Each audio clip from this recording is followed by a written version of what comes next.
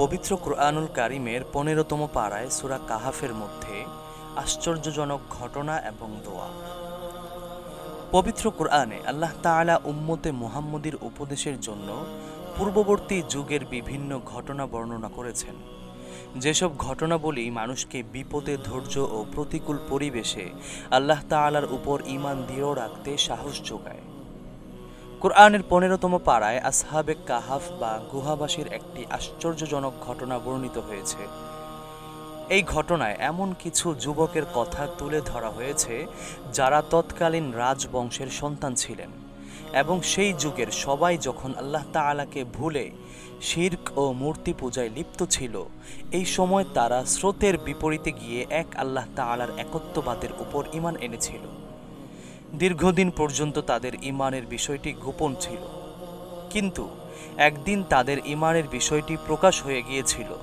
তখন তাদের রাজ দরবারে ডেকে ঈমান ছেড়ে মূর্তি পূজায় ফেরার হুমকি দেওয়া হয়েছিল এবং অন্যথায় তাদের শাস্তির মুখোমুখি হতে হবে বলে হুঁশিয়ারি দেওয়া হয়েছিল।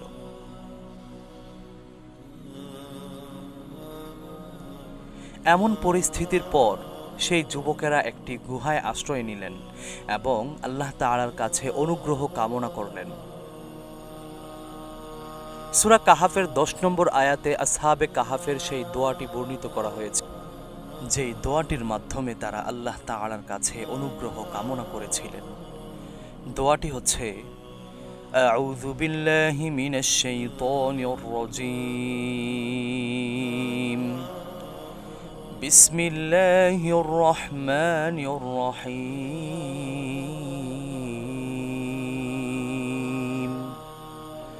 রব্বানা আতিনা মিন লাদুনকা রাহমাতান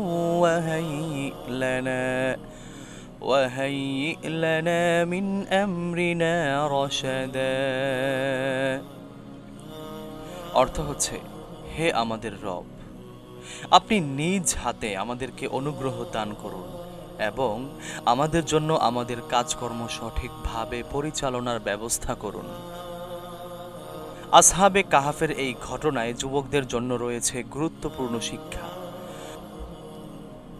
বর্তমানে যুবকদের বেশিরভাগ সময় নষ্ট হয় অনর্থক কার্যকলাপে তথা আল্লাহ তাআলার প্রতি তাদের তেমন কোনো ভ্রুক্ষেপ থাকে না। অথচ যৌবনকালের ইবাদত আল্লাহ তাআলার কাছে সব থেকে বেশি পছন্দনীয়। আল্লাহ তাআলা যৌবনকালের ইবাদতকে অনেক বেশি পছন্দ করেন। অতএব আল্লাহ তাআলা আমাদের সকলকে এই ঘটনা থেকে শিক্ষা অর্জন করে আল্লাহ তাআলার বেশি বেশি ইবাদত করার তৌফিক দান করুন। আমিন। ওয়া আখিরু দাওয়ানা আনিল হামদুলিল্লাহি রাব্বিল আলামিন।